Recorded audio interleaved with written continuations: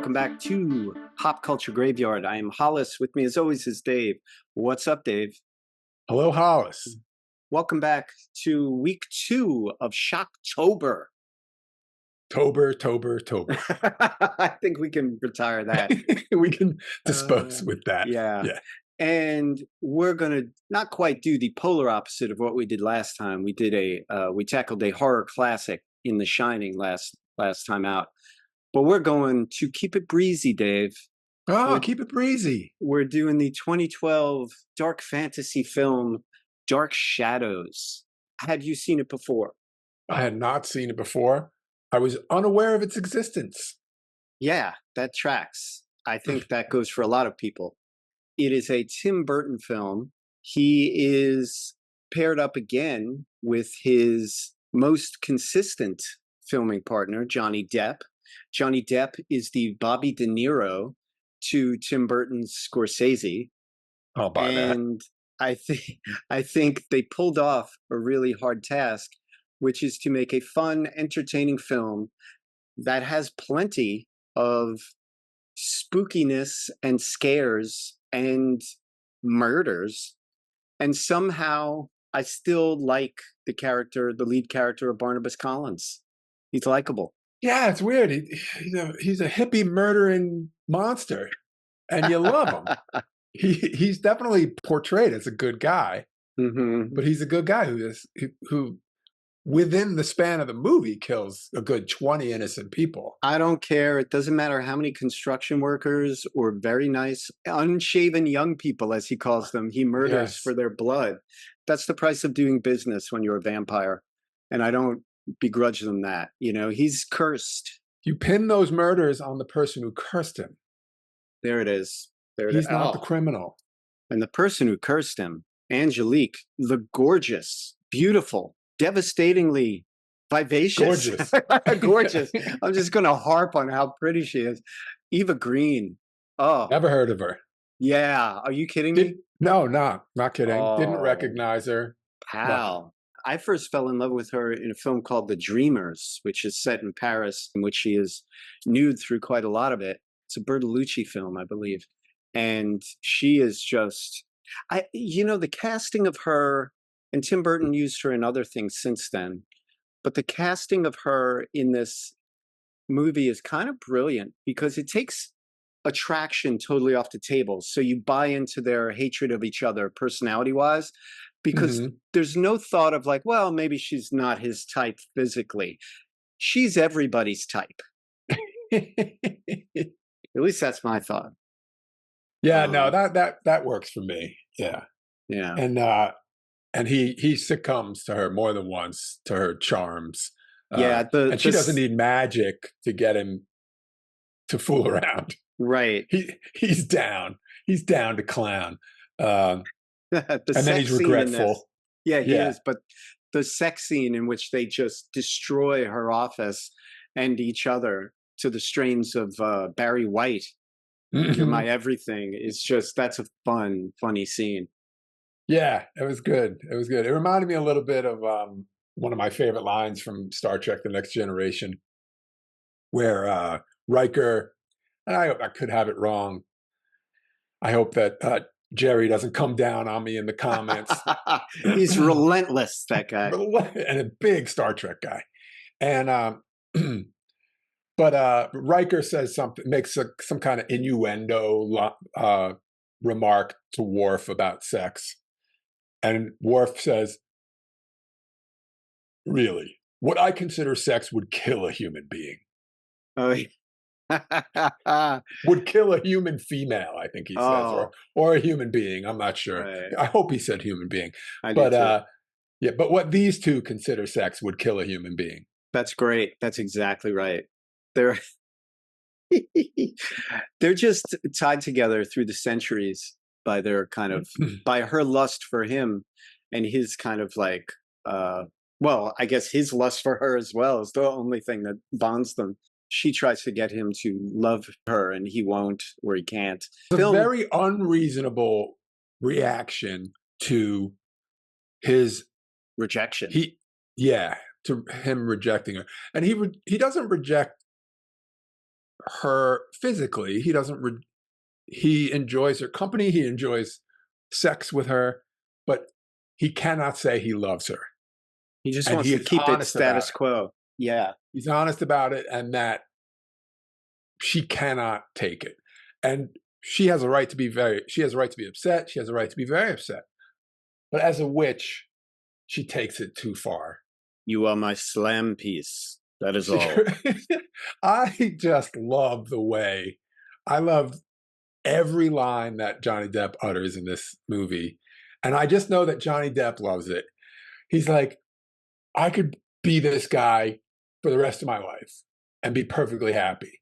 Like, I love being posh and better than everybody else. And that's not a dig on Johnny Depp. Um, the language, the flowery language he uses is fantastic. It's so good. And like you're so fond of saying in other films about like how things grew during the filming, I could believe he had half as many lines when they started filming.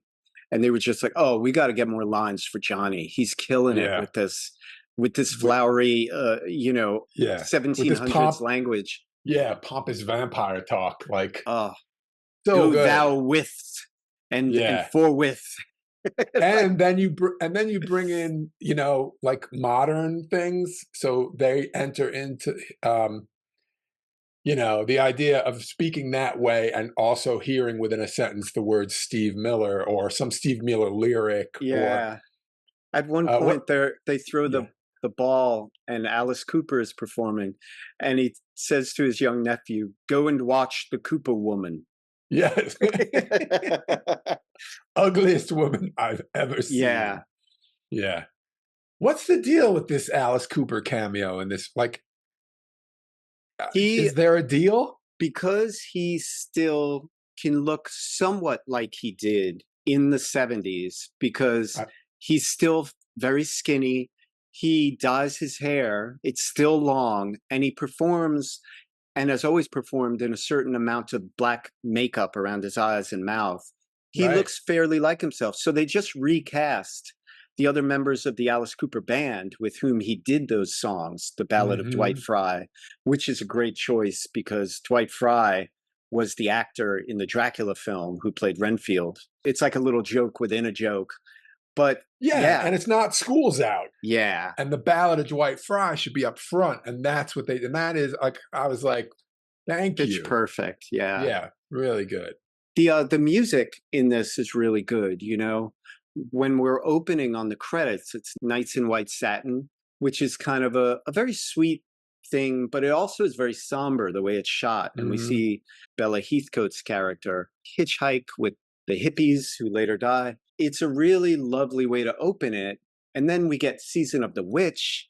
We get I'm Sick of You by Iggy and the Stooges, which wouldn't be available until a few years later, but whatever. Superfly, which is playing at the theater in town, the Roxy Theater, Oh yeah, Superfly worked out nice. That worked out worked out well. great. There's also the Carpenters during a montage that is played for laughs with Johnny. Hmm. And even because this film is set in 72, uh, T-Rex, the Slider LP is shown at one point, which came Oh out that yeah, in the year. young werewolf's bedroom. Yeah, and we hear Bang a Gong from the Electric Warrior LP, which was the previous year. So, like, Tim Burton gave a shit music Yeah, wise. yeah, that's nice to see. Also, Yeah. if Johnny Depp is an actor that Tim Burton's going to, Alice Cooper is a rocker that Tim Burton's going to. Like, I Yeah. can't really think of a more Tim Burton That's a good point. rocker. I mean, It's it's almost horror like, rock kind of, yeah, it's yeah, a little bit of spooky. makeup. Um,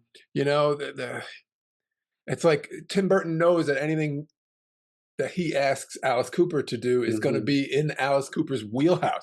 Like, I'm going to need you to put on some ghoul makeup and a top hat. It's like, yeah, yeah, Yeah, I I got that at have that. home. I have that in the car. Right. Yeah, yeah. Yeah, I mean, because you look at Tim Burton, or I look at Tim Burton, and I think, when he's at home, he listens to The Cure, he listens to Bauhaus, he Hmm. listens to like kind of, gothy Susie and the Banshees. But Tim Burton's older than us. So when he came of age, those bands didn't get started yet. He probably was into Alice Cooper. Hmm. and some I did a glam logo stuff. for Alice Cooper. That's right. He didn't That use it, but I did a logo for his Theater of Pain show or something like that. I forget what it was called. Something like mhm. that. It was a hand. It was Alice Cooper, like with like a menacing hand out. And you Um, wound up using it. I wound up using it for my portfolio. Mhm. Uh, but Alice, there was a go-between. There was a guy who I'd done some work from who's like, I'm friends with Alice Cooper, and he's trying to make a logo for this thing, and I made it. And he said, Alice said he loves it, but that particular the makeup he has, it was the makeup that comes down into sharp points and Mhm. up into sharp points. Hollis will put up the logo. Yeah. He said, Alice said, legally he can't use that likeness, but thanks for trying. And And you were probably like, I can morph in whatever face you want. yeah, no, at the time I was just like, hey, it was nice to be considered. And I said, could you please ask him if it's all right if I put it on my website? And then and Alice Cooper said, go for it. That's It's cool. funny because Alice Cooper, the main part of his answer was, it's not really up to me. Huh. It's like, these machines are bigger than me. I believe Like, that. yeah. It was at least Shep Gordon's choice, his manager of 50 years or whatever. Yeah, but it wound up being used for Wild Pete Macy, right? Oh, it's funny. Yeah, it was Alice Cooper with his hand in this menace. I forget what it was, like wizard stance or something. Yeah. And they were my hands shot in my kitchen, and I just added them in. And then Wild Pete Macy's trivia night needed a poster. And yeah, that's right. I did end up using it. Mhm. Yeah. Good call. So this movie has two settings. It's first set in the middle of the 1700s, and I love that whole sequence. We start in Liverpool, and then the boat, Mm, the big massive ship, lands in Collinsport. ever so slightly like fake, like Yes. ever so slightly intentionally fake. Hmm. um, and beautiful, almost like Life Aquatic guy, Yeah, Wes Anderson. like a gothic Wes Anderson. Well, Um, that's perfect, Dave, because these are two guys who their stock in trade is creating a world. They're better at it than most. And you mhm. buy in, and it's not our world, it's better than our world, Yeah, yeah, you know? hyper realistic, almost like more human than human type of thing. Yeah. Yeah. Yeah. And then we see the town of Collinsport building up, and then we see the home, Collinwood, the 15 years it took to build their home, Collinwood. And just like I said for the Institute in High Anxiety, and I said for the Overlook in The Shining, Collinwood looks like a great place to live, as Yeah. does Collinsport. They have a movie theater, they have a record store, a pizzeria. It's so damn quaint. They got a Shell station, everything you Weirdly, need. well, not weirdly, the two biggest things in town are the canneries. Yeah. Yeah. That Very little probably change from the is, 1700s. yeah, yeah. I mean, there's something to be said for a witch who spends several hundred years rising to power to rule Collinsport and Yeah. have the most successful fish cannery. Uh, you know, Well, it's almost like it's revenge based. that's exactly right. It's almost like she can't leave. She's tied to Barnabas, even though he's underground.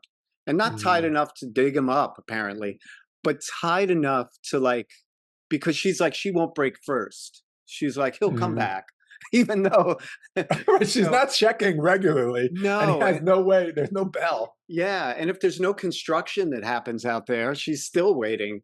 So, but I love that period where Angelique is walking in her boardroom with all of her lackeys around her, and she passes by all these portraits of her during different Mhm. eras. And the last is like Art Deco, and it's I gorgeous. saw And that. Yeah, it's so great. we can assume she reinvented herself over and over again, and she's Hmm. considered the niece of the daughter of, Right.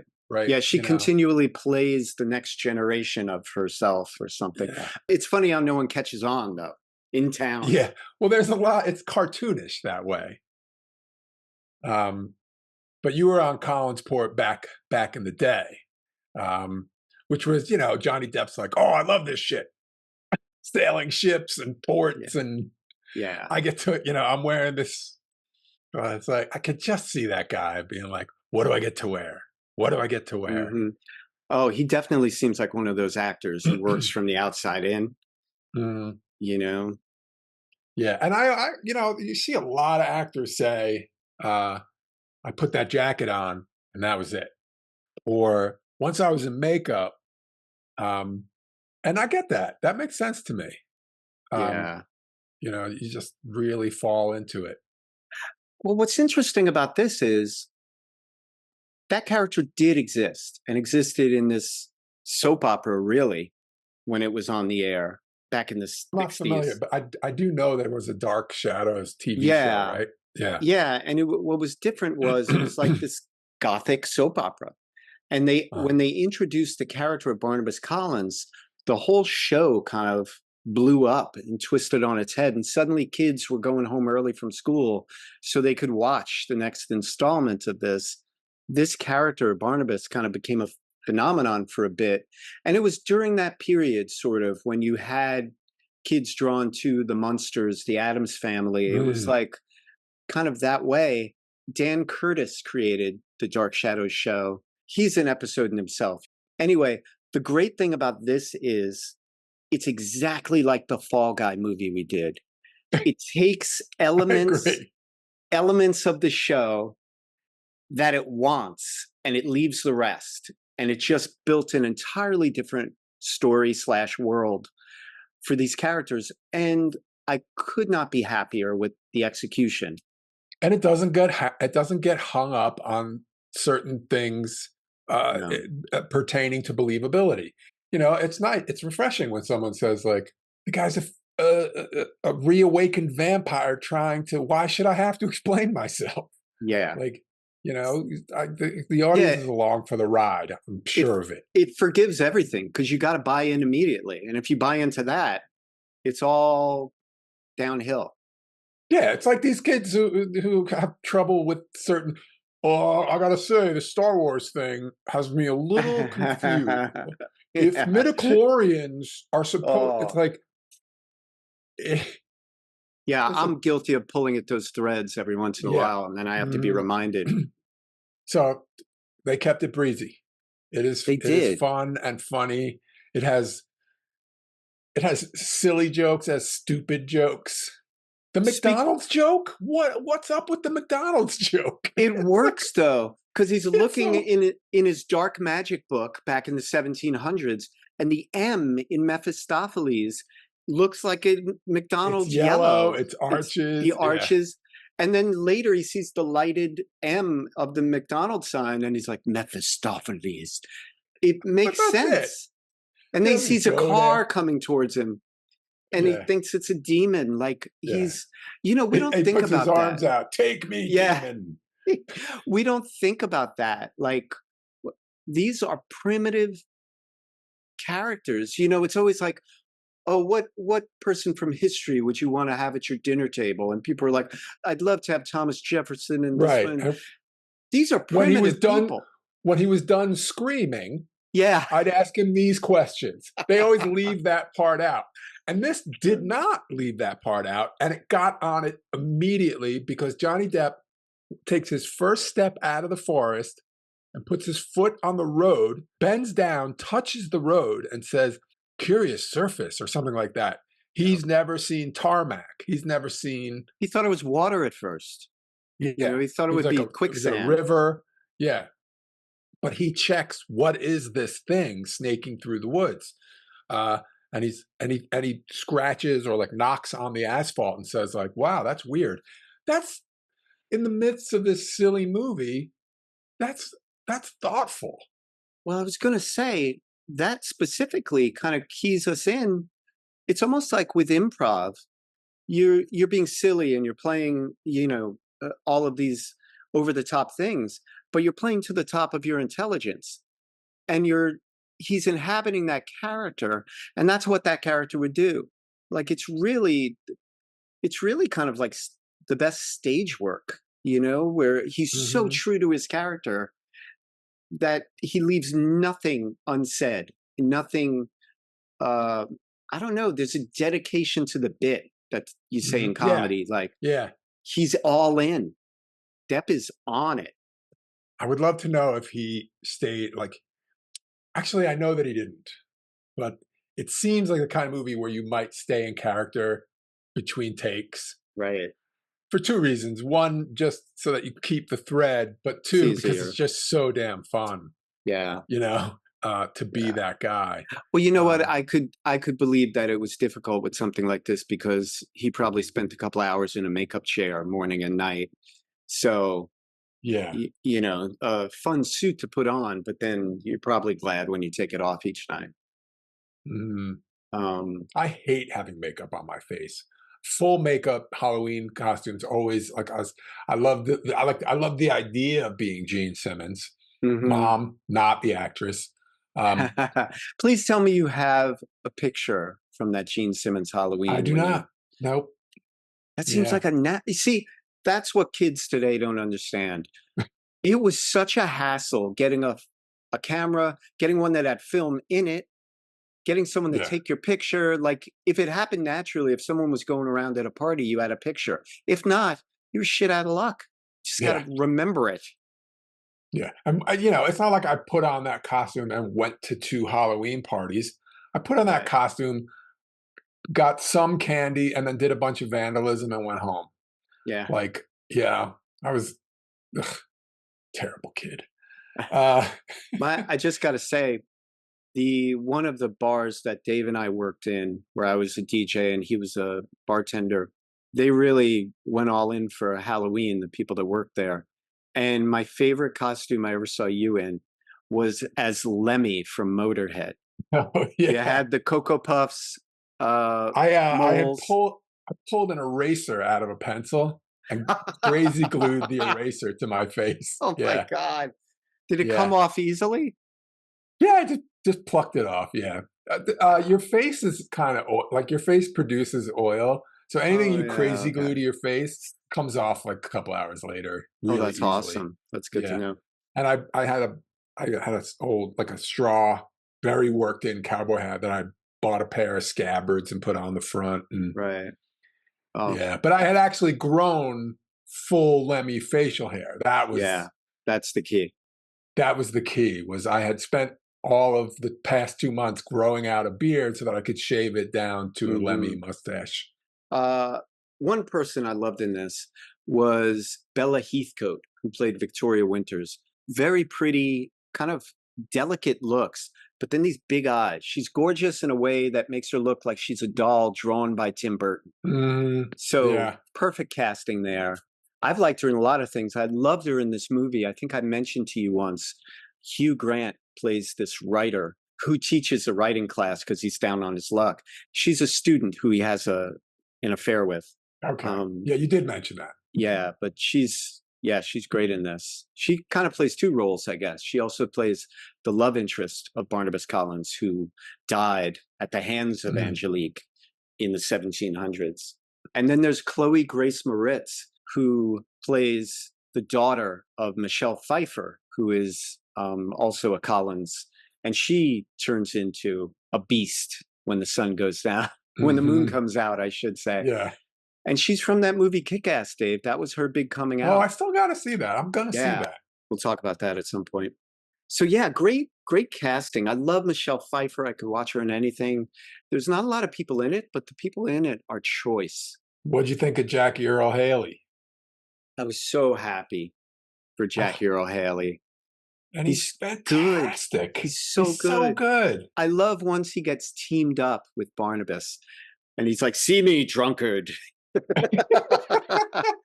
I think another time, fear not, drunkard. Oh, I think he calls him a tippler at another point, but he's just And even when Vicky comes to the place and she's like, "Yeah, and I mean to think that it's named after the family." He's like, "What do you mean?" She goes, Collinsport. He's like, never got that. Have you ever experienced such opulence? Yeah, every day. Yeah. Yeah, every day. Dave and I love Jackie Earle Haley from the twin Bill, of Bad News Bears, the Bad News Bears franchise, really. He was in a few of them. Kelly, yeah, Kelly Leak, and yeah. of course as Moocher in Breaking Away. Not Breaking Away. I corrected myself, in Daniel Stern's Breaking Away. Breaking Away. But yeah, Jackie Earle Haley in Breaking Away and Bad News Bears. I'm like, oh man, to be that kid, to be that cool, to be that tough, just amazing. And then the next thing you know, you're chosen to play Renfield. Basically, yeah. This adorable kid who was cool and badass. You like that, Harley Davidson? Great, but you never know where you're headed. Right. But I think Jackie Earle Haley's career has been great. I think he was so good in Watchmen. He's terrific. I'm a huge fan. What is he? There's another, like a science fiction one, something of man or something. I don't know. I was thinking of one where he played like a child molester. He was actually very good in. It's heavy, it's tough, it's heavy, but he was good in it.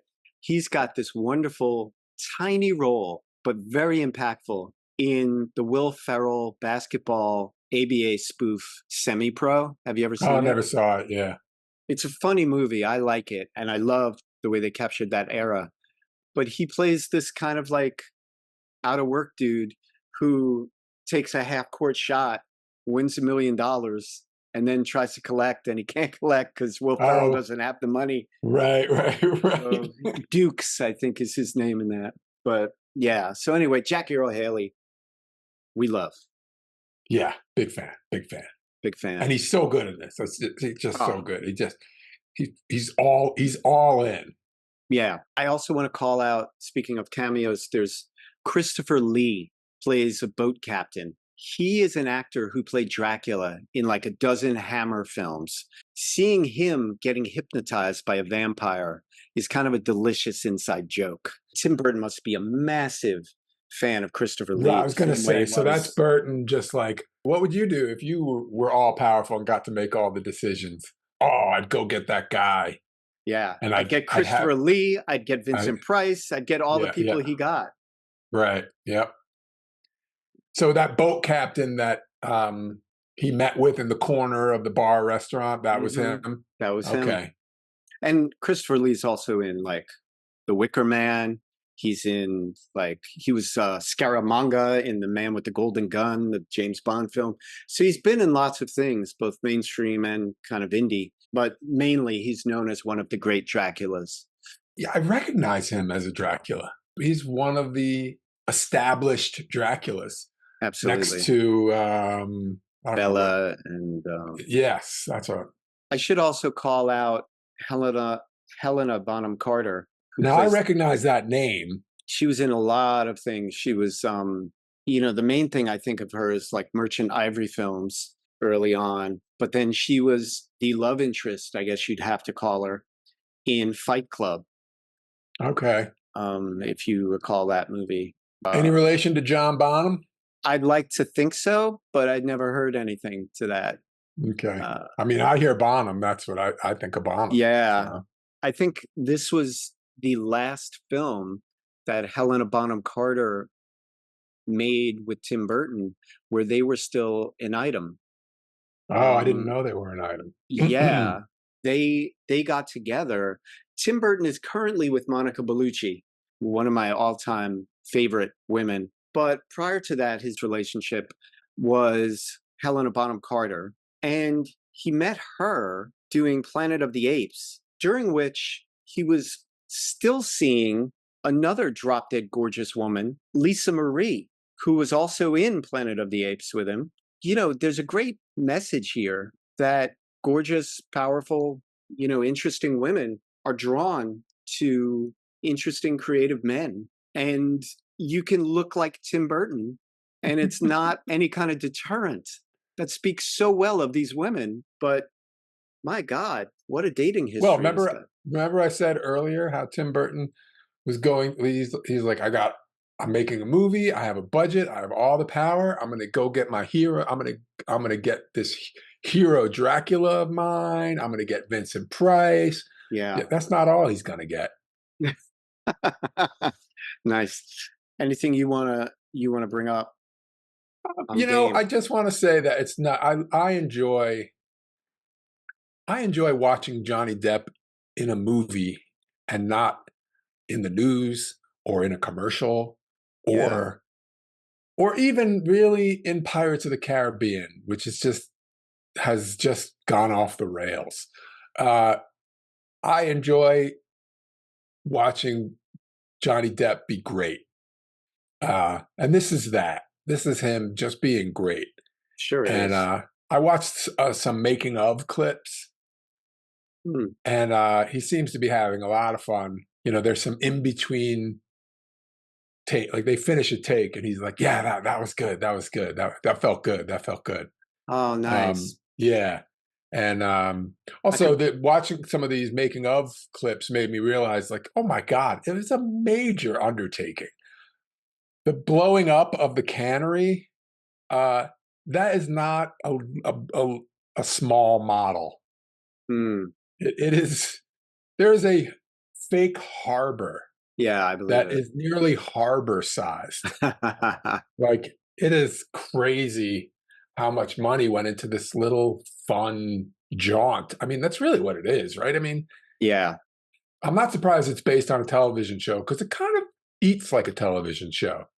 it does. And there's an awful lot. It's mostly shot on a backlot, it looks like, the harbor included that you're talking about. And Mm, the budget was substantial. It's $150 million for the budget.